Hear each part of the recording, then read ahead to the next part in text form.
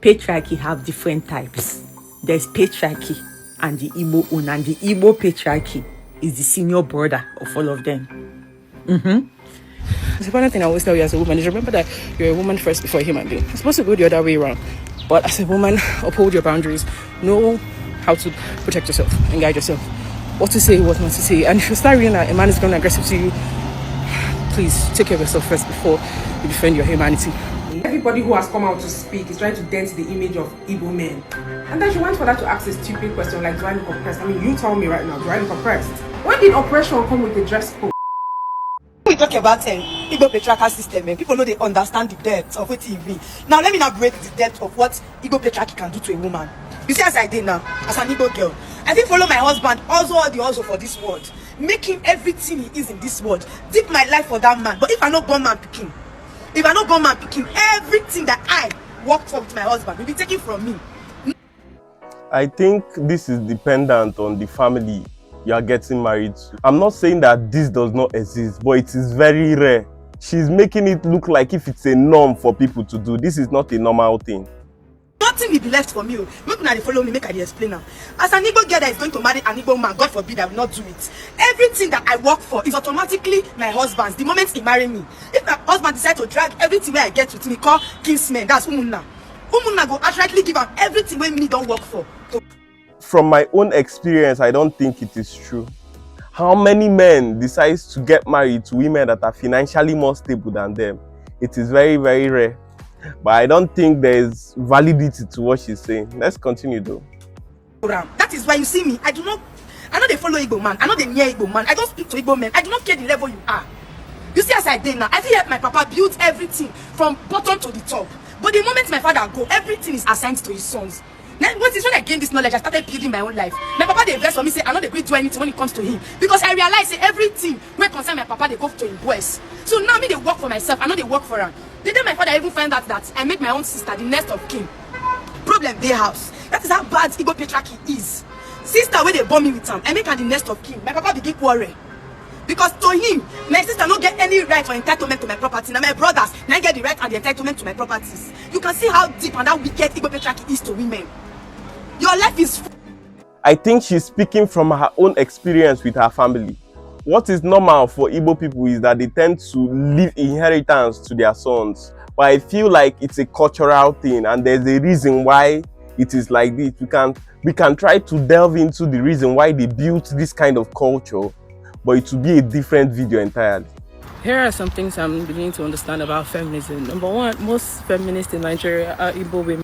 There are misogynistic men, Igbo men, misogynistic men. The threshold is not the same. If you were born into an Igbo household, you know that your primary reason of being a woman is for a man's pleasure and whatever it is that gets in that. They make it look like if women are not valued in Igbo culture, in Igbo traditions, which is far from the truth.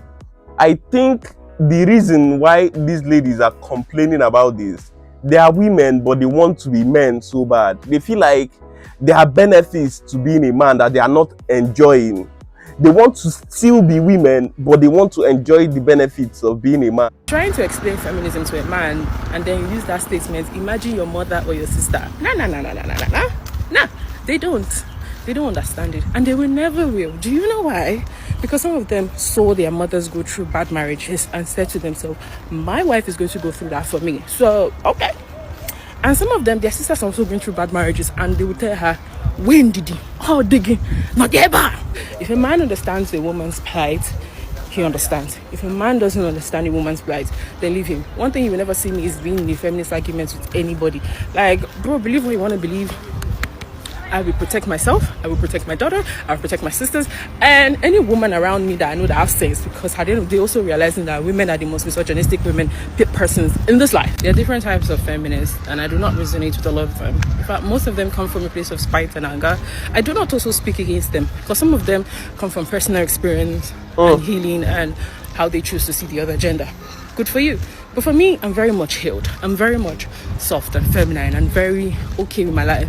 The important thing I always tell you as a woman is remember that you're a woman first before a human being. It's supposed to go the other way around. But as a woman, uphold your boundaries. Know how to protect yourself and guide yourself. What to say, what not to say. And if you start reading that a man is going aggressive to you, please take care of yourself first before you defend your humanity.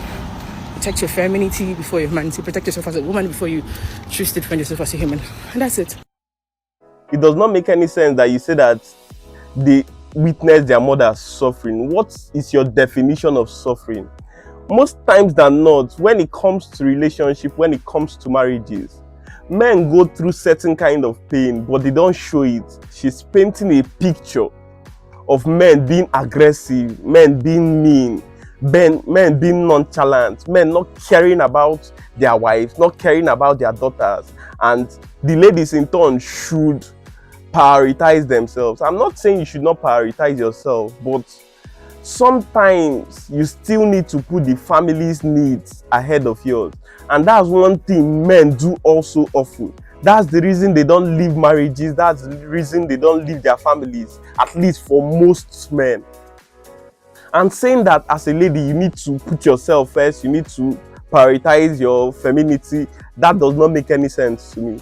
Just because of men don't come outside to talk about what they face in their marriage, to talk about their own challenges, does not mean that they don't face any. We are all humans. We pass through this thing called life together. So stop saying this kind of thing like if men don't pass through their own thing. There's patriarchy and there's Igbo patriarchy. Patriarchy have different types. There's patriarchy and the Igbo one, and the Igbo patriarchy is the senior brother of all of them. You see, like in the Igbo community, a woman can give birth to 5 girls and 1 boy. And these girls will suffer, hustle to take care of their parents. Do you understand?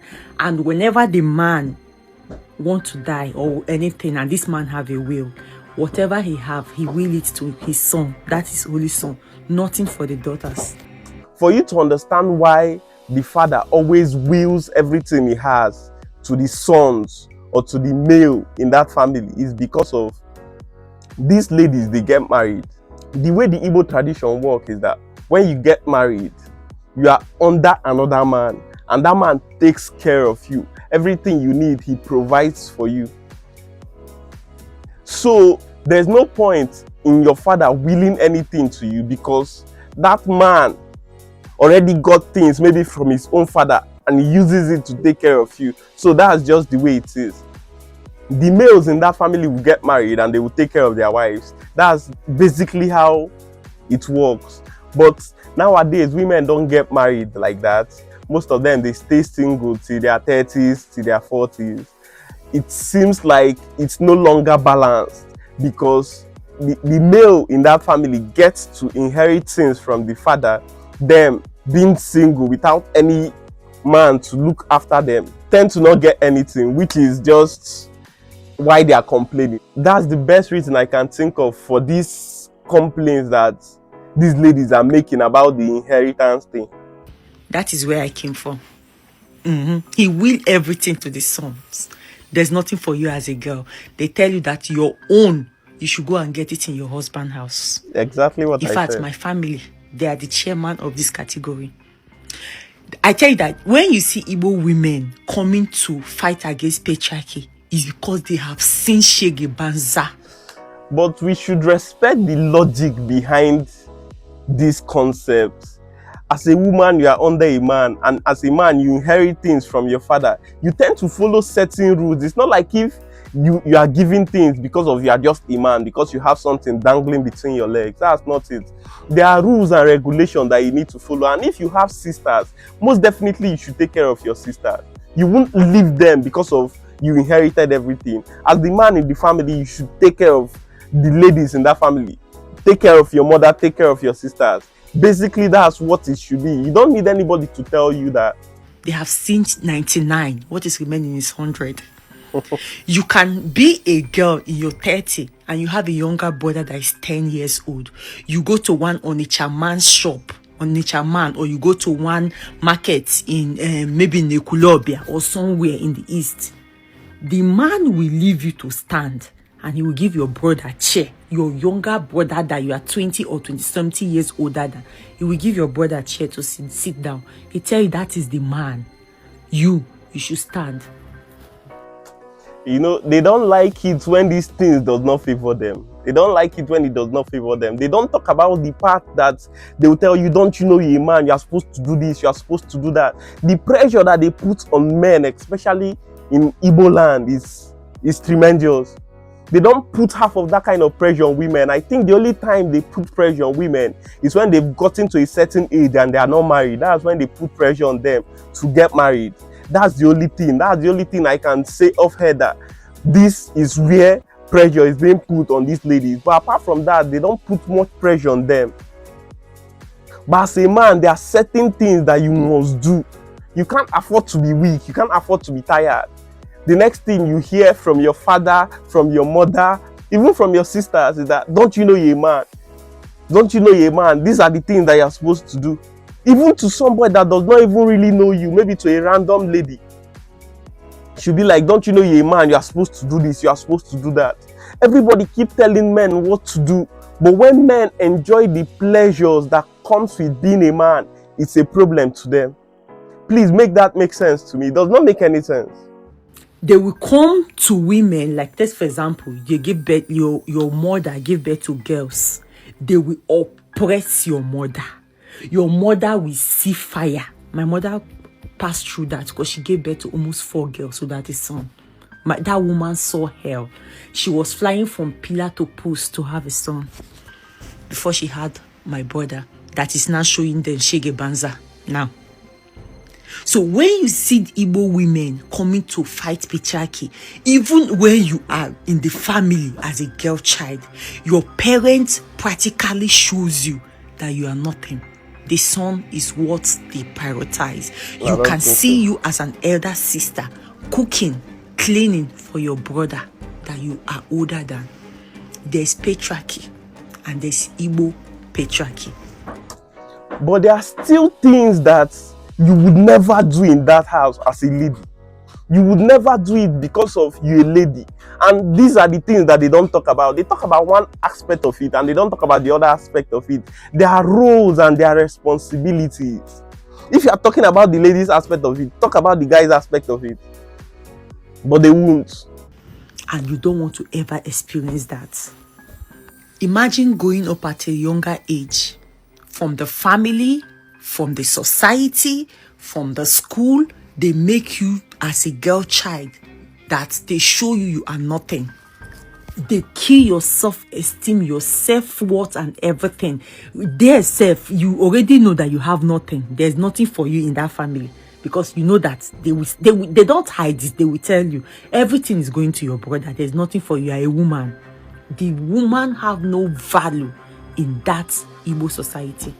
If not for now, the educated ones that are trying to change this narrative. And even as the educated ones are trying to change it, they are still fighting for us to remain in that age where women have nothing. That is it. Patriarchy.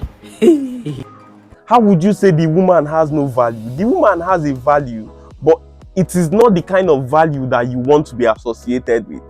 That's just the truth.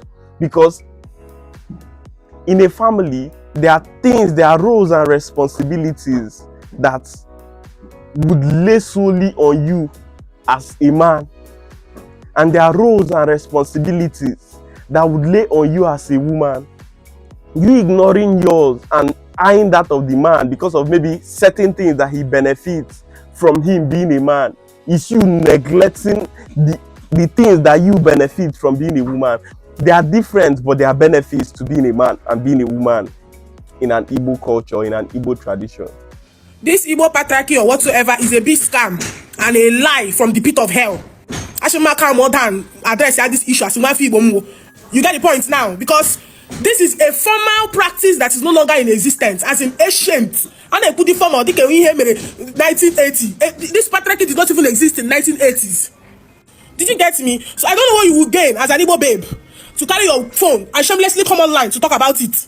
I am a woman too, and that was once a feminist, and even up till now, I am not against feminism. Especially one video like that.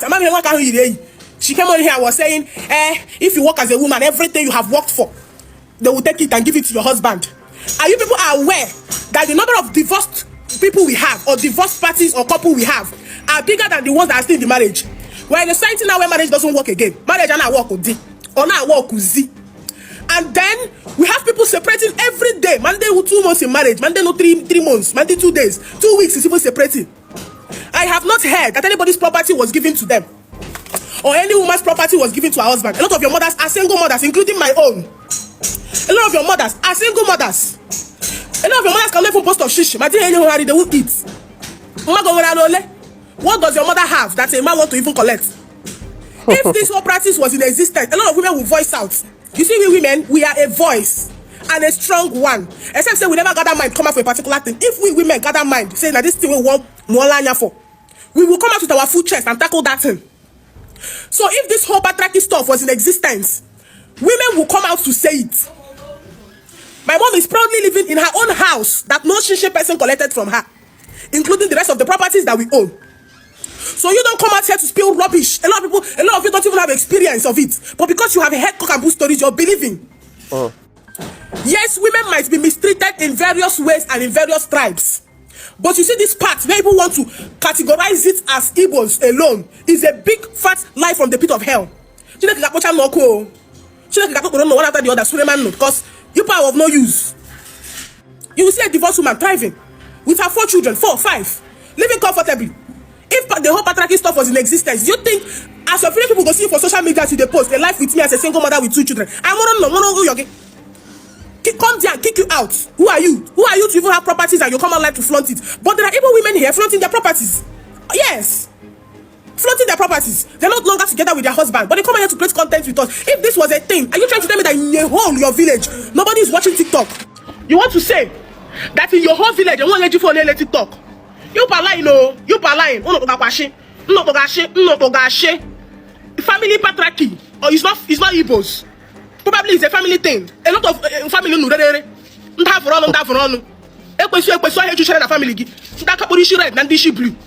That's not the people you have in your family. Igbo women are one of the most free women in Nigeria. You don't hear women from the north talking about anything, and they are the most subjugated women. They don't move without their husband telling them to move. Igbo women that has the freedom to talk, the freedom to do whatever they like, they come online every day to castigate these Igbo men that keeps on supporting them. These Igbo men that break their back for them, they keep on castigating them, which does not make any sense to me. Now, the things these women are complaining about is not new, because it also happens here. Ukraine and Igbo is similar, but it's not the same. People always argue that, but that's not my business. Anyway, I'm making this video because of a particular girl who has made it her life purpose to come online and invalidate everybody's feelings. Everybody who has come on here to tell their story with facts, with proof that this is what had happened, is by saying everybody who has come out to speak is trying to dent the image of Igbo men. And then she went for that to ask a stupid question like, do I look oppressed? I mean, you tell me right now, do I look oppressed? When did oppression come with a dress code? The last time I checked, a lot of depressed people commit suicide after partying. If you're lucky and maybe you come from a privileged family, it's not proof that everybody else is lying. The first female governor was an Igbo woman, one woman since decades of male domination. And you think that's victory? Then she goes on to talk about, oh, every day, Igbo patriarchy. Girl, I mean, listen, for someone who's trying to clap back at an entire group of educated women, you should be able to pronounce the word patriarchy. You can't say you do not understand what we are talking about and then you proceed to rant about it. I mean, it's giving go read about it extensively, might I add. Some of you really do not get it. A lot of women are not fighting men. They're literally fighting the system. And when you think about it, like, who put the system in place? Exactly. Because what do you mean? The fact that I have no male child, I literally lose my place in the family. What do you mean as a woman, my opinion doesn't count in decision making? Except I'm serving you food, except I'm in the kitchen. Just like somebody abroad telling you life is hard and then you proceed to invalidate their feelings because they're abroad, because they wear leather jackets. Bro, people are telling you what they're going through and you ask them like, do I look oppressed? And she's trying to emotionalize everything, because for most ladies, it's all about the emotional play. You're talking about your emotions, how you feel about it.